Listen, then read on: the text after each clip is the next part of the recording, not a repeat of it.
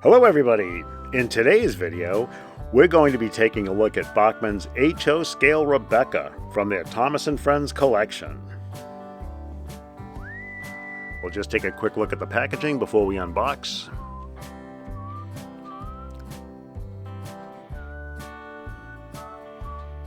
And you can see on the white sticker here, it says Rebecca, so you know what you're buying, the part number and all that, or the product number.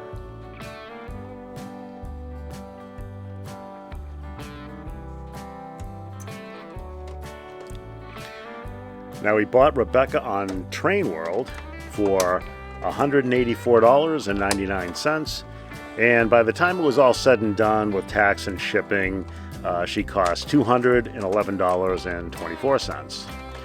We've always had great experiences with Train World.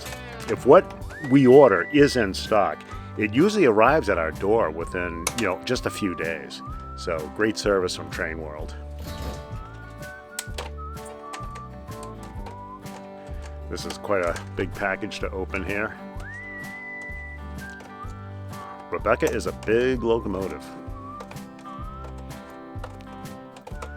We actually saw Rebecca on one of our excursions to Charles Row. She was in stock there, and we looked, but we didn't pull the trigger on her there. Probably should have, but for some reason we decided not to, and then we just purchased her just recently.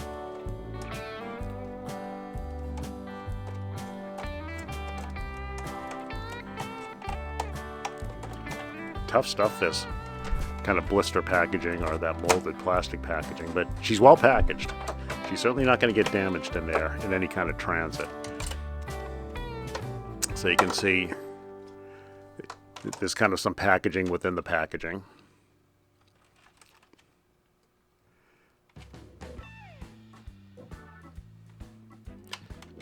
So here with this packaging there, you can see what he did. You just flip out one of the ends and the whole thing kind of folds back.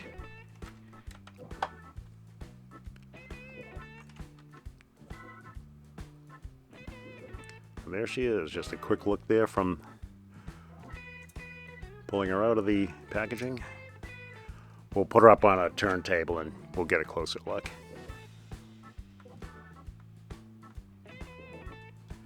And there's the tender. Lots of detail on this one, I think. All right, let's get Rebecca on the turntable and take a closer look.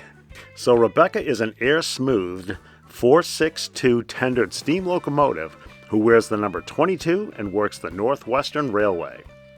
As a little background, she arrived on Sodor to help Gordon out with the Express. The Express is a passenger train service that runs from Sodor to London.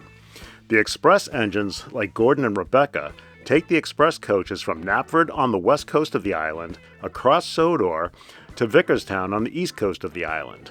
That's where the journey ends for Rebecca and Gordon. From there, other engines complete the journey from Vickerstown to London on the mainland. One of those engines is Gordon's brother, the Flying Scotsman. Personality-wise, Rebecca is definitely one of the good guys. She has a big heart and loves to see and bring out the best in everybody. She's honest and can tell it like it is when it's needed.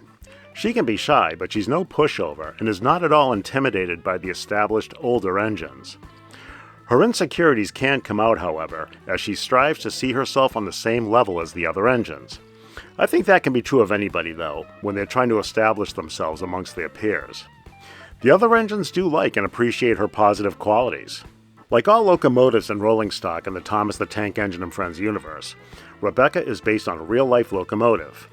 She's based on the Southern Railway, or SR, West Country, and Battle of Britain class locomotives. This is a type of 462 Pacific locomotive designed by the Southern Railway's Oliver Bulleid. The West Country and Battle of Britain Class 462 locomotives were lighter in weight than Bulleid's previous design, the 462 Merchant Navy class, and were thus nicknamed Light Pacifics. The lighter design of these locomotives provided more route options than the heavier Pacifics. Thus, the West Country and Battle of Britain class were able to take on mixed traffic locomotive duties. The design incorporated many of Bulleid's innovations, such as the chain-driven valve gear, which ultimately had proven to be a maintenance problem, and the use of the aforementioned air smoothing, among other things. Air smoothing is just another term for an aerodynamic shape.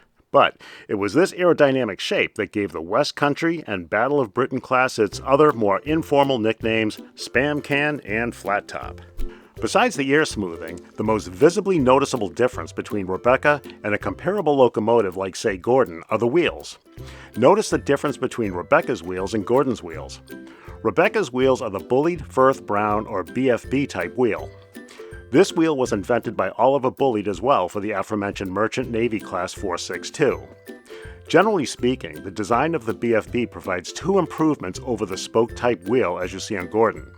First, it's cast in a single disc-shaped piece with lightning holes and shaping features that provide rigidity. This results in a reduced weight of the wheel. Second, because it's a single disc-shaped piece, the BFB wheel doesn't shrink like a spoked wheel tends to do over time. Here's why wheel shrinking matters. A steam locomotive wheel has a tire in the form of a metal hoop shrunk over the wheel. It's these tires that make contact with the rail. If you have a Lionel train with those rubber tires over the drive wheels, it's the same idea. Anyway, because the BFB wheel type doesn't shrink, the tire is less likely to work its way off as it can with a spoked wheel. However, the wheel did have its shortcomings, including cracking when low-quality steel was used in the castings, and debris getting caught up in the nooks and crannies like the lightning holes, resulting in maintenance issues. Despite initial success, the West Country and Battle of Britain class locomotives experienced enough maintenance and reliability issues that 60 of the 110 locomotives built ended up being rebuilt with more conventional steam technology. The West Country and Battle of Berlin class locomotives were built from 1945 to 1951, with 110 units produced. They were withdrawn from service between 1963 and 1967, and, as previously mentioned, of the 110 units produced, 60 had to be rebuilt. 40 were scrapped, and 10 were preserved. Despite the large number of West Country and Battle of Britain locomotives needing to be rebuilt because of their maintenance issues, there is no doubt the West Country and Battle of Britain class locomotives are very unique looking locomotives and worthy of a character, and a good character at that, in the Thomas the Tank Engine and Friends universe. So I've been mentioning that Rebecca is based off of the West Country and Battle of Britain class locomotives, and you might be asking yourself, how can she be based off of two classes of locomotives? Well, that's because there's virtually no difference between the West Country and the Battle of Britain class locomotives from the research I've been able to do. As a matter of fact, the one difference might be just the style of the nameplate on the side of the locomotive. So that's why she's based off of two classes of locomotives. Alright, let's take a closer look at Rebecca. Okay, so here's Rebecca on the turntable, and let's just go around and take a close look here. So, as you can see, probably the most striking thing about Rebecca is this paint scheme. So this isn't typical NWR paint scheme. The normal paint scheme for NWR in the Thomas the Tank Engine Friends universe is that cerulean blue, the green that you see like on Henry or in Percy, or the red that you see on James. So this is actually quite unusual for that. And you can see it's just a beautiful yellow main color here. And then on top, you can see that kind of, it's kind of a slate blue, kind of a grayish blue. I'm not sure how it's coming across on the camera, but that's the color that we're seeing here. And then you've got these kind of flaring stripes down here in orange and red. So just very nice. Oh, and then that same kind of slate blue or gray blue down here below. And then this kind of nice white stripe going across. So just a very colorful locomotive. And again, just very striking. And then you've got the NWR here on the tender, number 22. And then right up here, you've got the nameplate that says Rebecca. Now, during the video, I was talking about air smoothing, which is really just another name for aerodynamics here in this particular context. So you can see on the outside of the locomotive that there's no mechanics here really exposed. It's all kind of a nice smooth side, except for this like bolt work right here, which is a nice detail. And then we mentioned that the nickname for the class of the class of locomotive that Rebecca is nicknamed the Spam Can or the Flat Top. And you can see here, she's got a nice flat top there. And there's not even a funnel to speak of here. There is a hole when we look at from the top. You'll see that there is an exhaust stack there, but it's just below grade, as it were, of the casing here. And then you'll see it from the top, but there are some whistles and so forth that are also kind of recessed below the casing. So yeah, so very unique looking. From the side here, you can see that she actually has plastic windows that you can see me kind of tapping them with the pointer there. So that's a nice little detail there. You don't see those with a lot of the Thomas models or the Bachmann Thomas the Tank Engine universe models. And then as we make our way down here, you can see the wheels are painted here, and there are those bullied Firth brown wheel castings there. Very unique feature on this locomotive. And those are, as we mentioned during the description, those are cast as a single unit there, and they don't shrink very much. So they're kind of an improvement over the spoked wheel, like on Gordon and some of the other steam locomotives, but they do catch a lot of debris in these teardrop-shaped lightning holes. That's not lightning, like lightning from the sky, lightening. So it's like a lightening of a heavy object. And then you see the nice yellow paint job there on the wheels, white striping around kind of the rim there, tire. And then you can see on the front leading wheels here, again, that yellow paint. And then you might not be able to see it through some of the suspension here, but that trailing wheel there is also painted in the same scheme. And then you've got your 6 wheels on the tender, again, painted in the same scheme. And then for other colors here, you've got this kind of silver ladder work here on the tender. And then this kind of feature down here, I'm not 100% sure what this is. I don't know if it's that part of that chain-driven valve gear, or if that's some kind of a braking mechanism. If anybody knows, please leave it in the comments. I'd love to be educated on just what exactly this structure is down here that's kind of slung near the bottom of the wheels here. What else do we have over here from the side? Not too much here. You can see a couple of other features here. You'll probably see more from the back, but you've got these structures here on the back of the tender. Yeah, and that's about it. Let's give it a turn, and we'll take a look at another angle.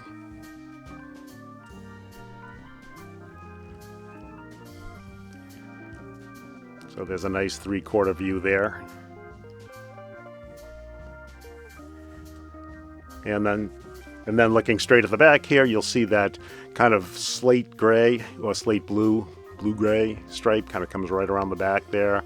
Pretty nice looking. And you've got your ladder feature down along the back of the back of the tender here. I'm sorry if I'm sounding distracting here. I have a cat that wants to jump up on our table here, and I'm trying to keep an eye on him. As a matter of fact, he just grabbed my pointer. So for other things here, again, here's the rear view of those kind of cylindrical structures back there on the tender, and you can see where the coal bunker is here. It kind of steps up a bit. Oh, and there he is.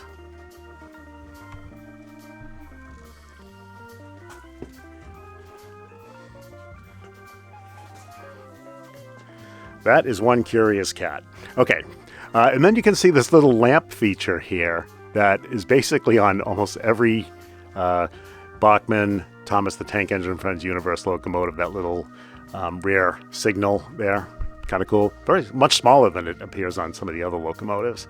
And then you've got the hook and loop coupler, and you've got your buffers back there. But you can see from the rear here, you can see that kind of aerodynamic as you if you can kind of look forward across the top of the locomotive. Very aerodynamic. All right, let's continue around. If I didn't mention it, the whole locomotive with the tender from coupler tip to coupler tip is about 11 inches.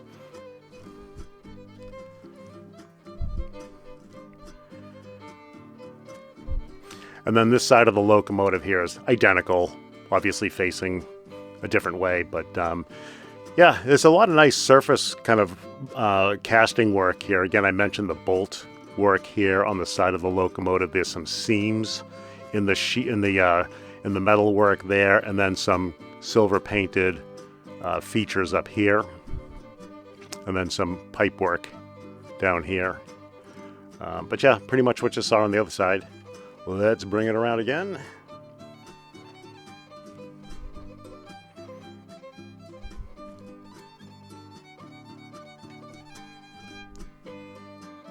And here's the front view of the locomotive.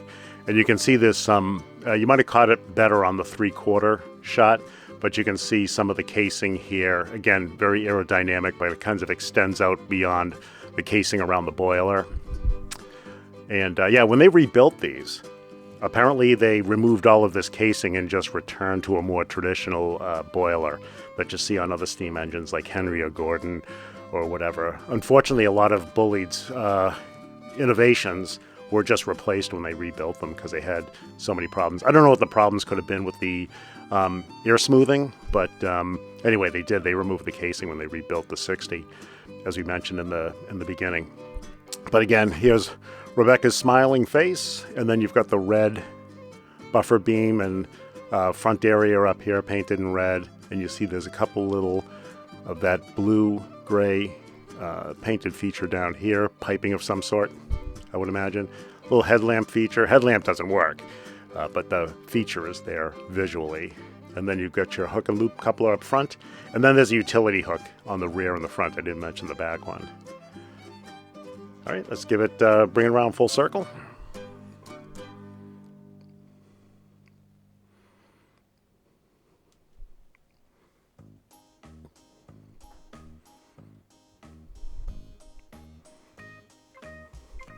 All right, and that's Rebecca from the sides and from the front and the back. Let's take a look at the top and the bottom. Okay, looking at Rebecca from the bottom here, it's pretty plain down here. There's really nothing, there's no kind of modeling detail down here. And by modeling, I mean there's no parts that would have been on the locomotive kind of imprinted into the plastic or anything like that. But you can see the wheel arrangement here from below. Let's see, you've got your kind of the tongue for the to couple, or the rear coupler there for the tender. It's just a kind of a tongue with a hole in it. It's just a kind of a post and hole type of thing that you see on all the other locomotives and tenders. And you can see these structures down here. Like I said, I'm not sure exactly what those are. I've heard that they were braking features, or they could be, again, parts to that chain valve gear drive. I'm not sure, but I've never seen it on another locomotive, and that was one of the distinguishing features with the Bulleid 462. So who knows? Well, I'm sure somebody knows, but if you know, leave it in the comments. Anyway, again, part of the stamping down here, you've got the Bachmann stamping, the trademark stuff, and then you've got the part number down here, or the unit number here. That's usually printed in white on a lot of these locomotives, but it's just stamped into the plastic. Not that you would need that, but just to be thorough here. And then you've got a lot of access screws. So a bunch of screws here along the bottom, some here to release the leading wheels there from the pivot point that holds that, and then some screws down here to release that coupling mechanism there. But yeah, that's what it looks like from the bottom. All right, let's look at the top. All right, looking at the top here, you can see again, flat top here, which is basically the nickname of the locomotive here, flat top or spam can, and now you can see why. And then you can see here the recessed whistle and a couple of other steam features down there. I don't know if they're all whistles, but those have a little access hole there because I'm sure that they release steam under pressure.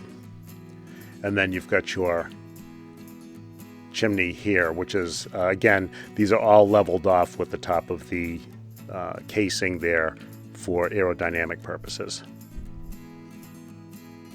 All right, let's take a look at the tender.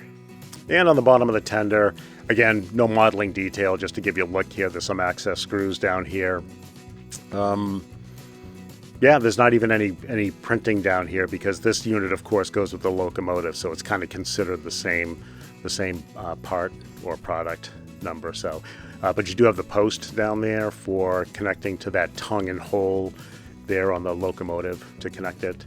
But yeah, hook and loop coupler on the other end, buffers. But yeah, all right, let's take a look at the top. All right, looking at the top here, you can see that the coal load is up here on almost one half of the length of the tender, and then the water compartment on the other side here. You can see the water fill cap there. I'm not quite sure what these two features are. Again, if anybody knows, leave it in the comments. But that nice detail. And those are painted in that slate gray, slate blue, blue gray, but it has a little bit of kind of silver paint for the strapping that would, I guess, hold those cylinders onto their mounts there on the tender. But there's your top view. Okay, and just because you didn't get a good view of it when we were going around the turntable because the tender was coupled to the locomotive, this is just what it looks like. The front end of the tender and the rear end of the locomotive here. This is nothing, this is recessed in here, but there's no detail in here whatsoever. The back of that is just kind of painted black, so there's no detail whatsoever in there. And then this is again, the front end of the tender, which faces the back end of the locomotive when they're coupled up, but there's just a step here and some railing work in silver. Otherwise, the striping, the paint job just kind of wraps around that. But again, just to give you a view. All right, with that, let's take Rebecca and her tender out on the layout for a run.